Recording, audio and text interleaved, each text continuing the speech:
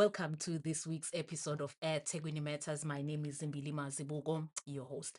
Today on Air Tegwini Matters, we are joined by Dr. Simphiwe Ndlovu, who is the Director of Recreation and Parks.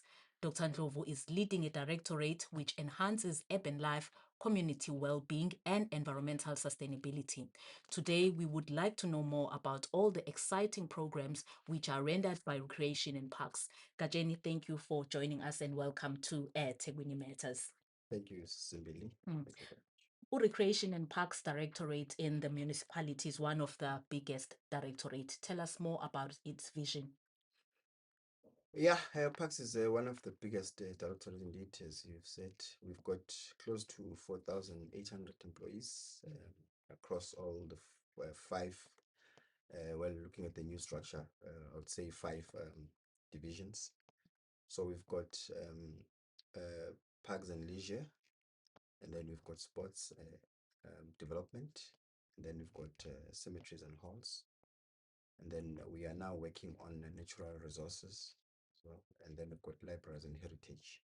So it's quite a big directorate, boasting with as I say, 4,000, close to 4,800 employees. So yeah, we play a very critical role in the city with a budget estimated to close to 6 billion, but that is inclusive operations and the capital project included. So yeah, so it's quite a big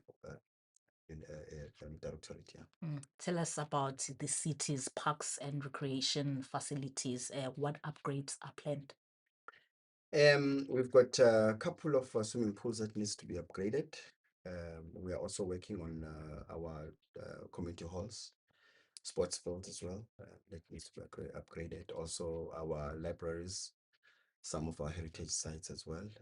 Also, we are working in ensuring that our beaches are properly maintained in terms of our operation facilities.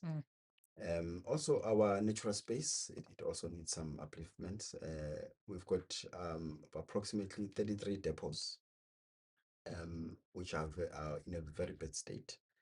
And we are working closely with the finance, architecture, and our capital project team to ensure that we really take care of those depots. They've, some of those structures are many years.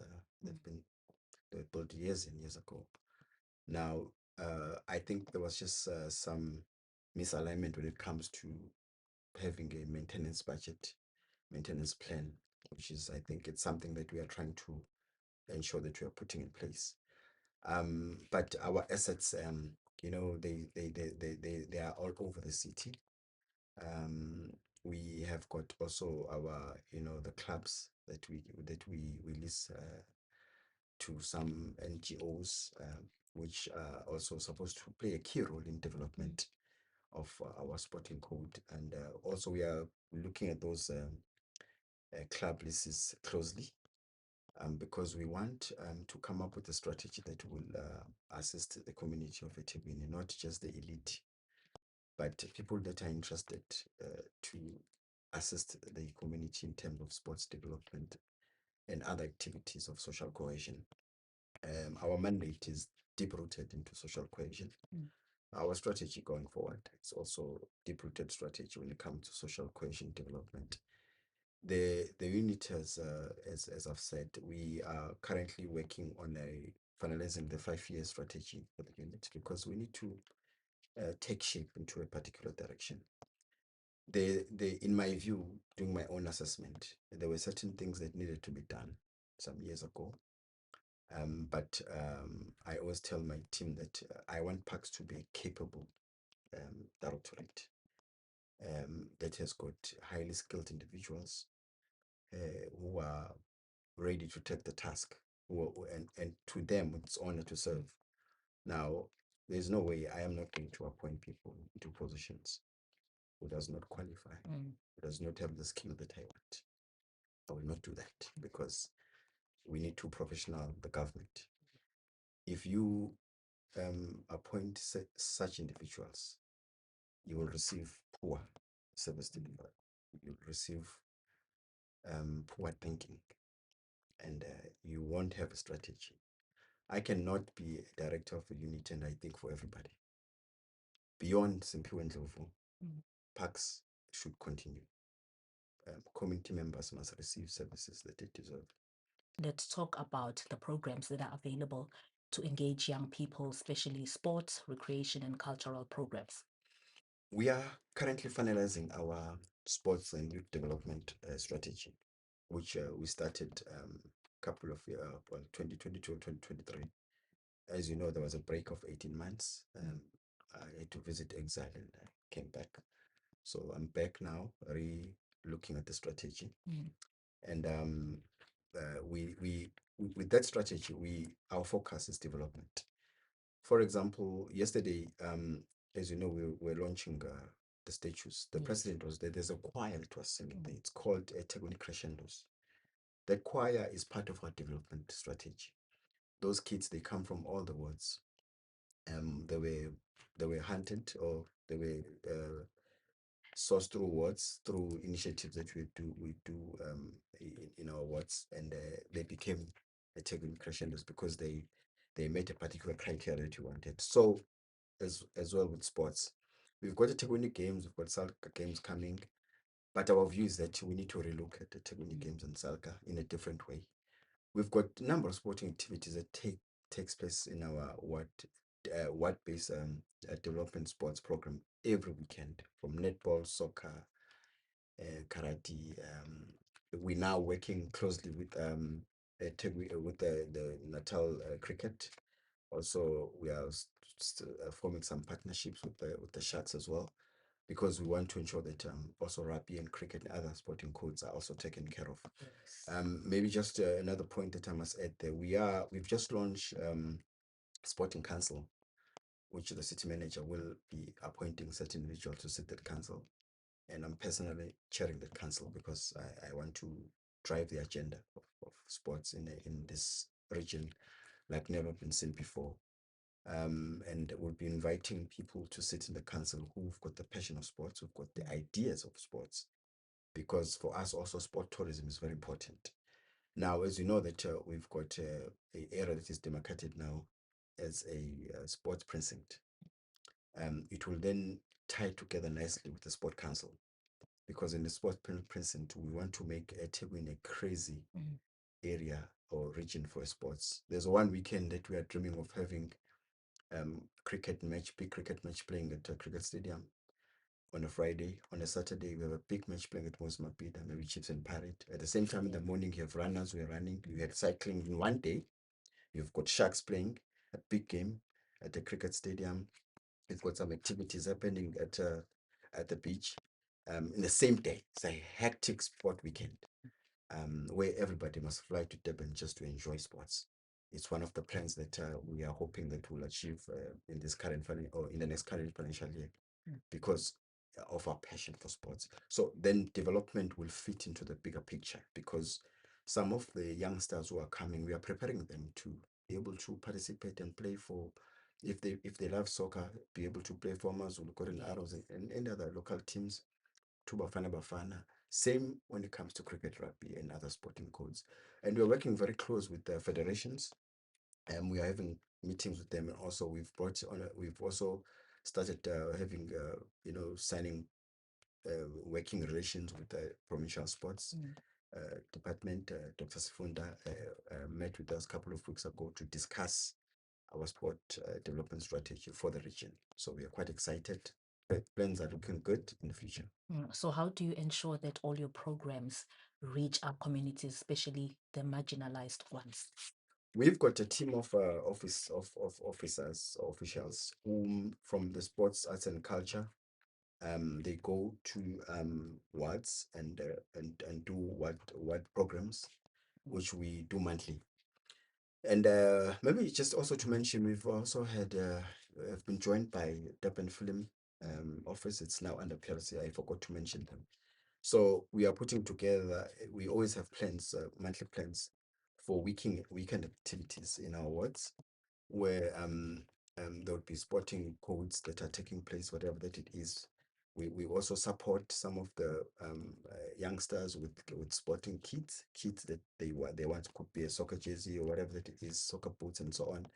we have identified couple of academics or academies, soccer academy that will be working with us. There's one in Pinetown for it's a soccer academy for youngsters. I think it's under 14. Then there's another one also, a soccer academy for girls who are under, I think it's under 15, and any other academy that we have identified, working together with the Sport Federation. So that is one of our biggest development tool that we have. But also we are forming partnerships with the other private sector. We are meeting this afternoon with Johnson Works Well, who supported our golf tournament at the country club 2 weeks ago. We are forming a partnership with them. We're quite excited with that. And there's a hockey tournament also that is coming, that we are still trying to finalize few. It's an Africa hockey tournament. It's a big one, that we are trying to finalize that with the Hockey South Africa president. We're having a meeting at 11 today. So it's getting hectic, but we are quite excited that we've got a development strategy on the ground, that we think in the next year or so, it should take a very good shape for our region. Kajeni, President Cyril Ramaphosa was in the city yesterday for the unveiling of the statues. Can you just take us through the significance of these statues? Oh yes, yesterday we were graced by His Excellency President Ramaphosa in launching the statues, Nelson Mandela statue in OR Tambo. I must say it was one of the greatest events that I've ever hosted in my career. Having the president coming down and to accept and unveil the statues was a beauty. So I want to just take you back a bit that, the statues are Nelson Mandela and OR Tambo. Those are our struggle icons. Yes. I know that there's been some noise around the media, some people complaining, but because they are mixing issues, I think we need to educate our society and our people about our history, our heritage. And some people were saying that, we could have done certain project or water projects and so on. Those are different items in terms of government for different purposes and needs. Statues and our history. We cannot erase our history because there are issues of service delivery. Nelson Mandela is an international icon, the first black president in history of South Africa. And having a statue like his at Mos Mabhida and having OR Tambo at OR Tambo Square is very significant, and it's history that our kids, those who are born and those who are not born, should know and understand. If you were not affected by apartheid, it wouldn't matter to you. Yes. Our history doesn't matter because it didn't affect you. But those of us who are affected, where we come from, that history, that painful history, we should always be reminded of that and know people that liberated us. Because those two icons played a very significant role. You and I are sitting here today, we wouldn't be sitting here if it weren't the sacrifice that they did. Because this era would have been an era that is marked not for blacks, but they fought and they sacrificed their lives for us to be liberated, for you and I to sit here and have this interview. Now, you cannot tell me that someone, because people were making noise about that, most of them were not affected, probably, I guess. So you cannot tell me that a city like eThekwini shouldn't have such history, let alone that when it comes to tourism, it's very significant. Yesterday, after we've unveiled the statues, I was receiving photos of people taking photos in those statues, happy, and showing you that you know it's a very beautiful also tourism factor that you are adding in our tourism economy for the city. Now, so that's why it was very important for us to have those statues, and it is very important for the city that wants to be number one city in the country and in the world, to have such important statues that talks to our history, talk to our past. Now, that on its own is going to add a tourism, you know, benefits for the city. And because people, when you go to the beach now, you're going to enjoy the beach. You can also take the photo next to the stage. You go to Mos Mabhida, an iconic stadium. You also take a photo with in the statue of Nelson Mandela. By the way, the statues are all over. You go to Rome, there are statues. You go to England, there are statues. You go to, even in Bloemfontein, there's a big statue in the mountain in Bloemfontein. Before we had the statues, there were statues of Paul Kruger here, Jan van Riebeeck everywhere, because it was a history of that government at that time. So now we are also creating our history because our kids must know where we're coming from. We didn't just happen to have what we have today. There's history behind, there's sacrifice behind that. So we need to educate our people, but also let us not allow certain people to erase the history, because you cannot erase the history when you still have imbalances of the past. And you've got townships were created because of the imbalances of the past, which these icons had to fight for. So I think as Parks and Recreation and Culture, will take responsibility to educate our people and educate anyone who think that having such stations is a waste of money. It is not. Um, and people must not mix issues. Water and electricity, they've got their mandate, they've got their budget. You cannot say because there's no water and electricity in a particular area, so therefore there must be no sports budget, there must be no libraries and heritage budget. So are separate things, and you cannot take money that is allocated for heritage or sports and then go pay for water tankers. It does not work like that. It's a very shallow thinking that it must be educated, and we'll do so. It's our responsibility to educate those who've got problems. They can come with Masabalele number 7, I'll educate them for free lecture. Do you wish to say anything else?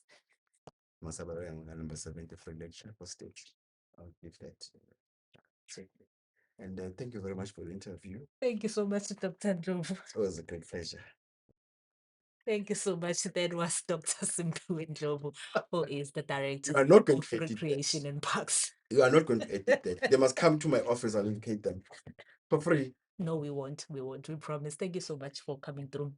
That was Dr. Simphiwe Ndlovu, who is the Director of Recreation and Parks in eThekwini Municipality. My name is Zimbili Mazibuko, and from myself and the rest of the team, it's goodbye. Don't forget to like, to share, and to subscribe.